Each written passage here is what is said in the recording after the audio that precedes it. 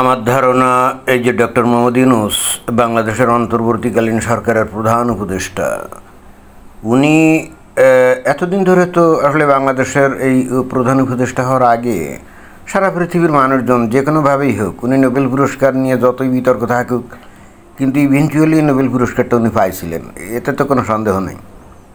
আর Nobel পুরস্কার এমনই একটা জিনিস, একটা মানুষ যে কোনোভাবেই পাক না কেন তখন মানুষজন কিন্তু তাকে সম্মান সমীহ করে, এটাই কিন্তু বাস্তবতা।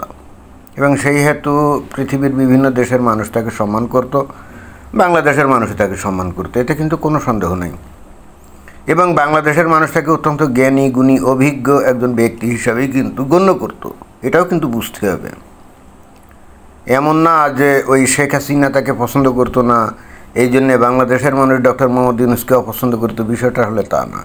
বরং ডক্টর মোহাম্মদ ইউনূসের সঙ্গে শেখ হাসিনার এই যে বৈরিতা, বিশেষ করে শেখ হাসিনা প্রকাশ্যে ডক্টর মোহাম্মদ ইউনূসকে যে অপছন্দ করতো, দেশের জনগণ কিন্তু এই জিনিসটা গ্রহণ করতো না। যদিও আমরা পরবর্তীতে দেখছি যে শেখ হাসিনা যে কারণে ডক্টর মোহাম্মদ ইউনূসকে অপছন্দ করতো, এটা আসলে যুক্তিযুক্ত।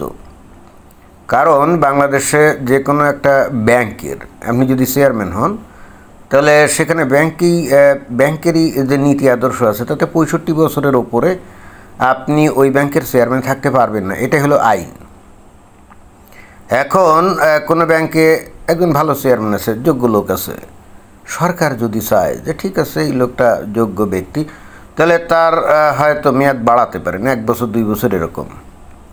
তো ডক্টর মোহাম্মদ ইউনূসের বয়স যখন 71 হয়েছিল তখন উনি গ্রামীণ ব্যাংকের চেয়ারম্যান হিসেবে ছিলেন। গ্রামীণ ব্যাংক যখন একটা জাস্ট এনজিও ছিল তখন উনি কত বছর ওই জায়গার চেয়ারম্যান থাকবেন এটা তার ব্যাপার, কিন্তু যখন এটা একটা পাবলিক কোম্পানি হয়ে গেল তখন তো আর বিষয়টা ওরকম ছিল না, তাই না? তো যাই হোক, এই 71 বছর বয়সেও উনি চেয়ারম্যান থাকতে চাইছিলেন এবং সেখানেই শেখ হাসিনার আপত্তি ছিল। এবং সেটাও কিন্তু ওই ইন্টারেস্টিং ব্যাপার হচ্ছে 2006 সালের সময় এই ডক্টর মোহাম্মদ ইউনূসের বিভিন্ন যে তার কর্মকাণ্ড, এই কারণে। এবং একই সাথে পরবর্তীতে আমি ঠিক মনে করতে পারছি না যে বিশ্বব্যাংকের ওই যে টাকা টুকা দেওয়া যে ব্রিজের ব্যাপারে, এটা আগের ঘটনা না পরের ঘটনা। যাই হোক, আমার বক্তব্য হলো যে তারপরও এই ব্যাংকের আইন কানুন তো আর সাধারণ মানুষ জানে না, সুতরাং সাধারণ মানুষ মনে করতো শেখ হাসিনা কি মানে নাকি, উন্মাদ নাকি, পাগল নাকি। ডক্টর মোহাম্মদ ইউনূস গ্রামীণ ব্যাংক বানিয়েছে, প্রতিষ্ঠা করছেন, ওখানে উনি কত বছর বয়স পর্যন্ত উনি থাকবেন এটা তো তার ব্যাপার। দেশের মানুষ কিন্তু এটাই ভাবতো, এবং মজার ব্যাপার হচ্ছে আমি নিজেও তাই ভাবতাম। এবং তখন শেখ হাসিনাকে আমার খুব খারাপ লাগতো যে এই মহিলাটা খামোখা এই ডক্টর মোহাম্মদ ইউনূসের পিছে লাগছে কেন, ওটা তারই প্রতিষ্ঠান, উনি জন্মলগ্ন থেকে উনি এটা করছেন। বিভিন্ন সময় সরকার হয়তো সাহায্য করছে, ওকে, বাট এটা তো তারই উদ্যোগ ছিল, তাই না? অর্থাৎ উনি কত বছর ক্ষমতা থাকবেন কি না থাকবেন এটা তার ব্যাপার, যখন মনে হবে যে আর থাকার দরকার নাই চলে যাবেন। আর ওখানে ডক্টর মোহাম্মদ ইউনূস গ্রামীণ ব্যাংকের একজন চেয়ারম্যান হিসেবে যদি উনি বসে থাকতেন তাতে অসুবিধা কী ছিল? অর্থাৎ এইরকমই আর কি।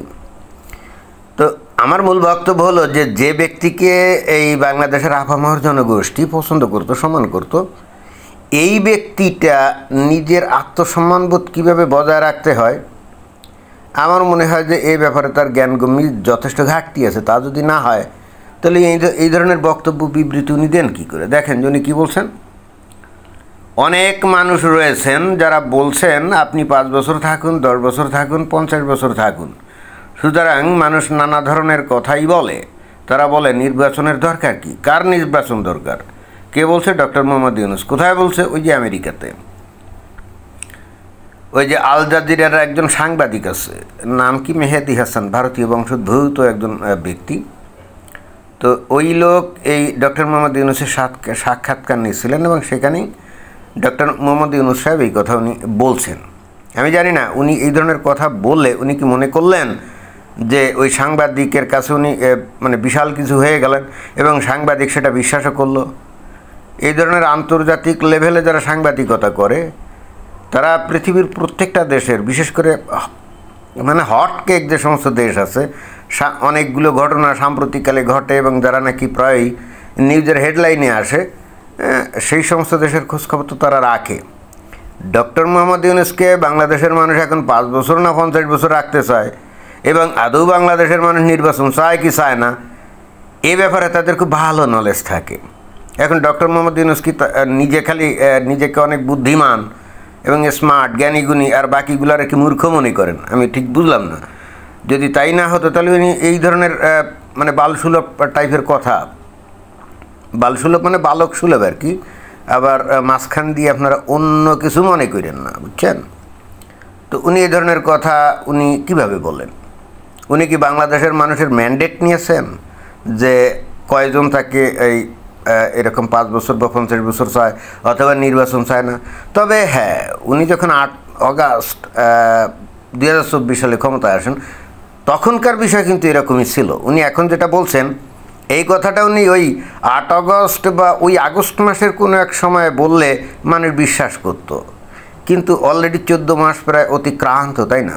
ইন দি মিন টাইম বাংলাদেশে উনি কি এমন কোনো ভালো কাজ করছেন যে কারণে বাংলাদেশের মানুষ তাকে ক্ষমতায় রাখতে চাইবে 5 বছর? আসলে 5 বছর কেন, দেশের মানুষ সত্যিকার অর্থে একেবারে অতিষ্ঠ। তারা পারলে কালকেই ডক্টর মোহাম্মদ ইউনূস ক্ষমতা ছেড়ে যদি চলে যায়, এটাই চায়, এটাই বাস্তবতা। এখন ওনার আশেপাশে কিছু চেলাচামুন্ডা আছে না, তারাই হয়তো তাকে বলে। এখন শেখ হাসিনারও তো চেলাচামুন্ডা এরকম অনেক ছিল, তো তারাও তো শেখ হাসিনাকে বলতো যে আপনি আমৃত্যু ক্ষমতায় থাকেন, তাই না? তাহলে এখানে শেখ হাসিনাকে বলা হচ্ছে ফ্যাসিস্ট, ক্ষমতা লোভী, ডক্টর মোহাম্মদ ইউনূস তো একই ধরনের বক্তব্য দিলেন। তাহলে যে যুক্তি দিয়ে শেখ হাসিনাকে ফ্যাসিস্ট বা ক্ষমতা লোভী বলা হচ্ছে, ওই একই যুক্তি দিয়ে ডক্টর মোহাম্মদকে কেন ফ্যাসিস্ট বা ক্ষমতা লোভী বলা হবে না? আর এখানে এই যে ডক্টর মোহাম্মদ ইউনূস ক্ষমতা নেওয়ার সময় উনি কিন্তু বলছিলেন যে আপনারা যে যেমন ইচ্ছা করি সমালোচনা করবেন। প্রথমত উনি তাই ভাবছিলেন যে এইবার বাংলাদেশে মানে গণতান্ত্রিক একটা সুবিধা উনি দিবেন, বাক স্বাধীনতা দিবেন। কিন্তু কিছুদিন পরেই আমরা দেখলাম যে তার বিরুদ্ধে যদি কেউ কথা বলে এবং তার সমর্থনকারী এনসিপির বিরুদ্ধে কেউ যদি কথা বলে, তাহলে দেখা যায় যে তার উপরে মব এবং তার বাড়ি ঘরে ভাঙচুর হয়, কি তাই না? এই যে কিছু সাংবাদিক দেখলাম যে কি মঞ্জুরুল ইসলাম পান্না না কি একজন, তো তাকেও তো দেখলাম যে ধরে নিয়ে হাজতে ঢুকিয়েছে, তাই না? এরকম আরও কতজনের কত জায়গায় যে হাজতে ঢুকিয়েছে, মব করছে, তার তো কোনো ইয়ত্তা নেই। শেখ হাসিনার আমলে অন্তত এই ধরনের বাক স্বাধীনতা চর্চার জন্য কখনো হাজতে কেউ ঢুকেছে বা কাউরে গণপিটুনি দিয়ে মারছে আমরা তো শুনি নেই। আমরা তো শেখ হাসিনার আমলে প্রত্যেকটা টেলিভিশন চ্যানেলে শেখ হাসিনার প্রচুর সমালোচনা করে কত আমরা টক শো দেখছি, তাই না? আর এই বর্তমান সরকারের আমলে আপনারা কেউ দেখেন যে টেলিভিশন চ্যানেলে কেউ ডক্টর মোহাম্মদ ইউনূসের সমালোচনা করতে পারে? তো কারো যদি সমালোচনা করতে দেওয়া না হয় এবং দিলে যদি তার উপরে কোনো শাস্তি বা কোনো ঝামেলা নেমে আসে, বিপদ নেমে আসে, এই স্বৈরাচারী অথবা ফ্যাসিস্ট এর সংজ্ঞা কি? এর সংজ্ঞা তো এটাই, ফ্যাসিস্ট কখনো তার সমালোচনা সহ্য করে না। এবং ইন্টারেস্টিং ব্যাপার হচ্ছে তার যে মানে ওই যে পোলাপাইন দিয়ে যে গঠিত দল যেটা এনসিপি, তাই না? ওরাও কিন্তু ইদানিং আমি খেয়াল করেছি তারা কিন্তু এই শেখ হাসিনাকে এখন ফ্যাসিস্ট তেমন বলে না, উত্তেজনাপূর্ণ কথাবার্তা বলে না। কেন বলে না কে জানে? বললে উল্টে কোনো ঝামেলায় পড়ে কিনা কে জানে, আমি জানি না ঠিক, কিন্তু বলে না ইদানিং, মানে বন্ধ করছে। এমনও হতে পারে যে ডক্টর মোহাম্মদ ইউনূসের কর্মকাণ্ড দেখে এখন শেখ হাসিনাকে একেবারে নস্যি মনে হচ্ছে, এরকমও তো হতে পারে, তাই না? তো ডক্টর মোহাম্মদ ইউনূসের কাছ থেকে আমরা এই ধরনের বক্তব্য আশা করি নাই। ওনার আশেপাশের 2-4 জন লোক যারা নাকি সুবিধাভোগী, তারা হয়তো তাকে এই ধরনের কথাবার্তা বলেন। তো এই ধরনের কথা কি আন্তর্জাতিক মিডিয়াতে তার উল্লেখ করা উচিত ছিল? কি অদ্ভুত ব্যাপার, তাই না? আমার ধারণা বাংলাদেশের যারা নাকি বৌদ্ধা মানুষ, যারা একটু বোঝে টোঝে, ডক্টর মোহাম্মদ ইউনূসের এই সমস্ত কথাবার্তা শুনে এমনও মনে করতে পারে যে ওনার বয়স অনেক হয়ে গেছে, ব্রেন ট্রেন মনে হয় যে আগের মতো কাজ করে না, এই জন্য কী বলতে কী বলেন তার কোনো ঠিক নেই। এরকমও তো হতে পারে নাকি? আমরা খুব হতাশ হয়েছি তার এই সমস্ত বক্তব্য বিবৃতিতে। উনি বলেন কি আসলে? বাংলাদেশের মানুষ ওনাকে 5 বছর তো দূরের কথা, আমার তো ধারণা এখন 5 ঘন্টাও তাকে ক্ষমতায় চায়, আমার তো মনে হয় না। বস্তুত এই ধরনের কথাবার্তা বলে উনি ইন্টারন্যাশনাল মিডিয়াতে আসলে নিজেকে কি প্রমাণ করলেন? তার 86-87 বছর বয়স, তাই না? নোবেল পুরস্কার পেয়েছেন, জীবনে আর কোনো কিছু পাওয়ার তার আর নাই। এই বয়সে এসে উনি আসলে এই কথা বলে বোঝাতে চাইছিলেন বা চাইলেন, বা মনের অভিব্যক্তি যেটা আমার কাছে যেটা মনে হয়, ক্ষমতার প্রতি তার যে কী ভয়ঙ্কর আকর্ষণ সেটাই উনি আসলে ইনডিরেক্টলি প্রকাশ করলেন, তাই না? বিষয়টা এরকম না? কিন্তু আমি বিনয়ের সঙ্গে বলতে চাই, বাংলাদেশ এমন একটা দেশ, আমি জানি না এই জায়গায় কেউ ক্ষমতায় থেকে রাতের বেলায় ঠিকঠাক মতো কি মানুষ ঘুমাতে পারে, আমার তা তো মনে হয় না। তো ডক্টর মোহাম্মদ ইউনূস তারপরও এই ক্ষমতায় থাকতে চান, অর্থাৎ তার ক্ষমতার প্রতি যে লিপ্সা, যে জিনিসটা আমরা কিন্তু কখনো কল্পনা করিনি। মনে হতো যে উনি একটা ভোলা ভালা টাইপের মানুষ, এরকমই আমরা কিন্তু মনে করতাম। তার ভিতরে যে ক্ষমতার প্রতি এরকম তীব্র আকর্ষণ আছে, এবং সেই ক্ষমতাটা উনি ধরে রাখতেছেন কোনো ম্যান্ডেট ছাড়া। মানে ক্ষমতা উনি থাকেন, উনি 5 বছর কেন 50 বছরই থাকেন, এটাতে তো কোনো সন্দেহ, মানে এটাতে কোনো সমস্যা নাই। তো যোগ্যতা থাকলে, জনগণ যদি চায়, অবশ্যই উনি ক্ষমতায় থাকবেন। ভালো কথা, তাহলে আপনি একটা ম্যান্ডেট